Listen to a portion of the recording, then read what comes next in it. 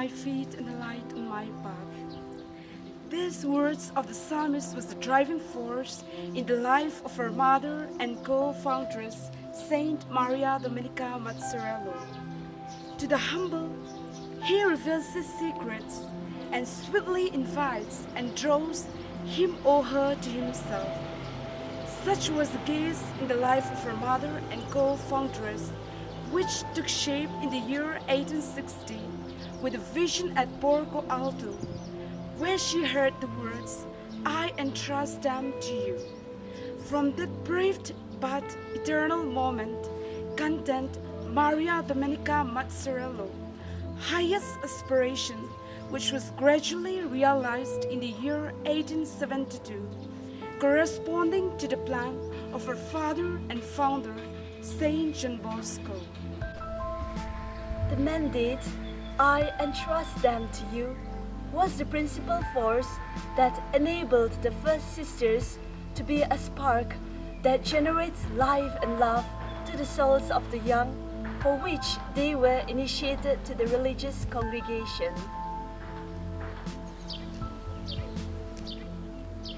The tiny seed, which was sown yesterday, back in the year 1872, which has fallen in the good soil of Mornese, has germinated, not confiding to its native land alone, but continues to germinate in the far-off land, even to the farthest of northeast India.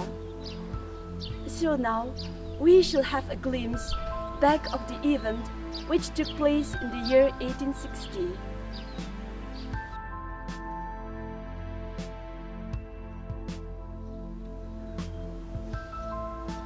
I entrust them to you.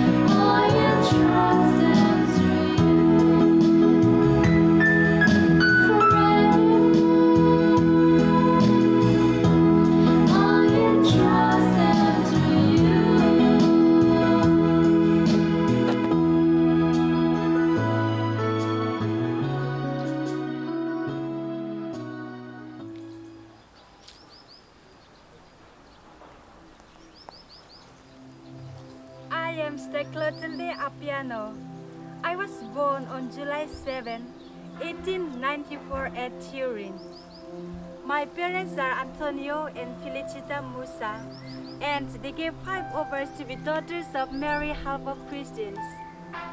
At the age of 22, I answered the call of God and made my profession on July 10, 1916 at Marseille, France.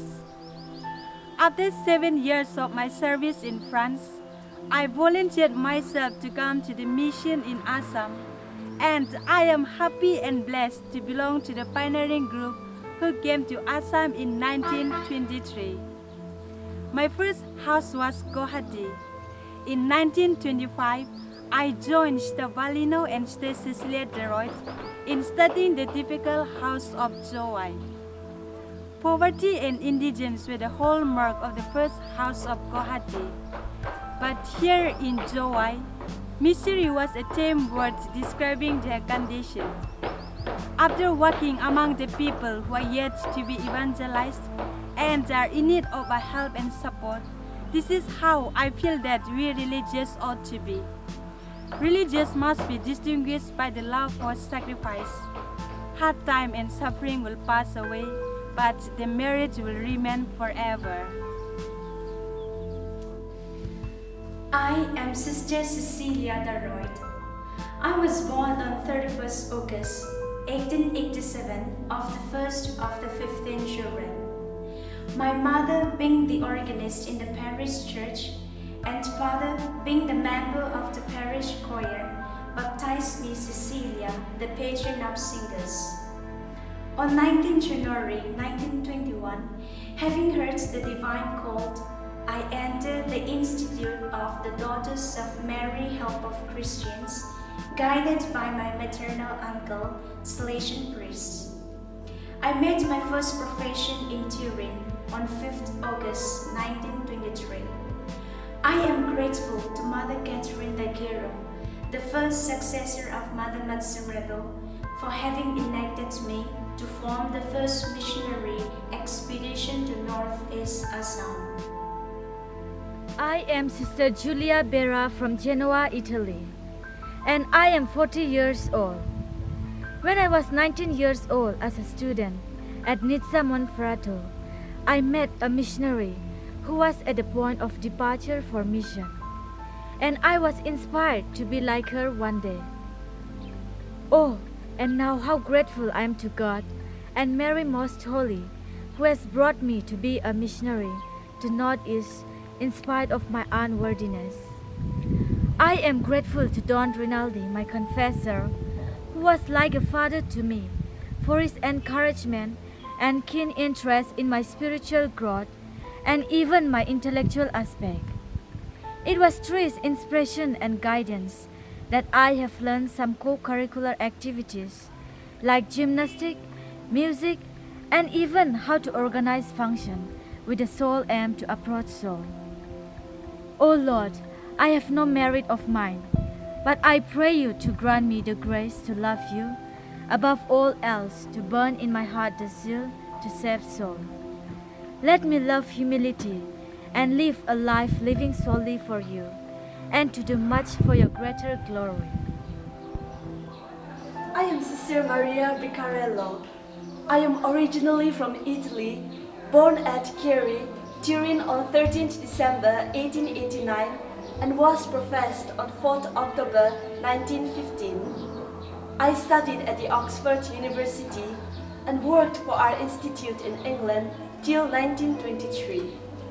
When I was 34, my request to go to the mission was at last granted, and upon reaching Guwahati, our mission station, I was entrusted with the education of the children of several Europeans who had settled there as officers of railway and post telegraph department. I, being the only one who knew English, became the interpreter. I also took to myself the charge of teaching English to the community sisters, knowing the importance of language for communication and communion. As soon as I learned a few native words, I eagerly went to the villages, hospitals, going bed to bed, word to word, just to console and enlighten them.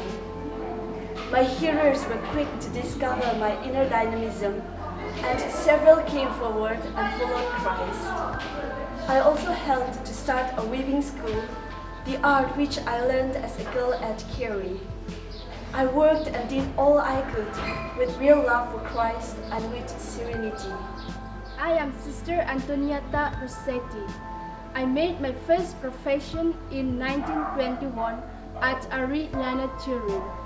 On 8 December 1923, I, along with other 5 sisters, arrived in Assam.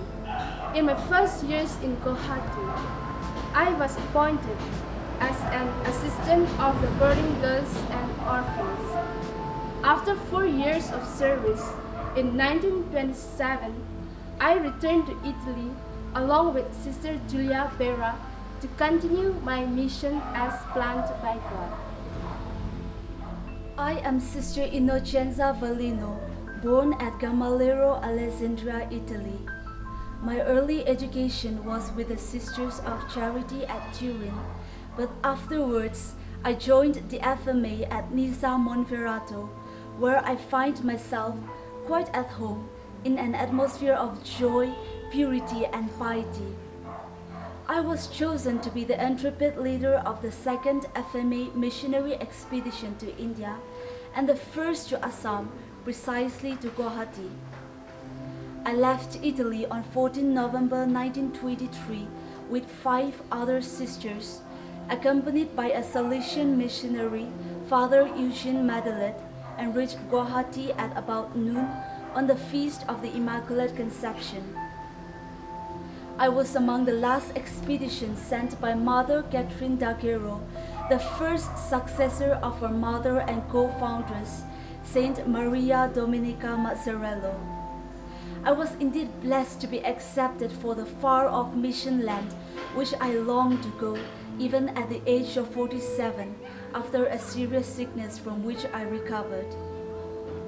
There were countless pioneering difficulties that came my way, like language, dire poverty, climate, sickness, and the most uncanny opposition of unfriendly sex.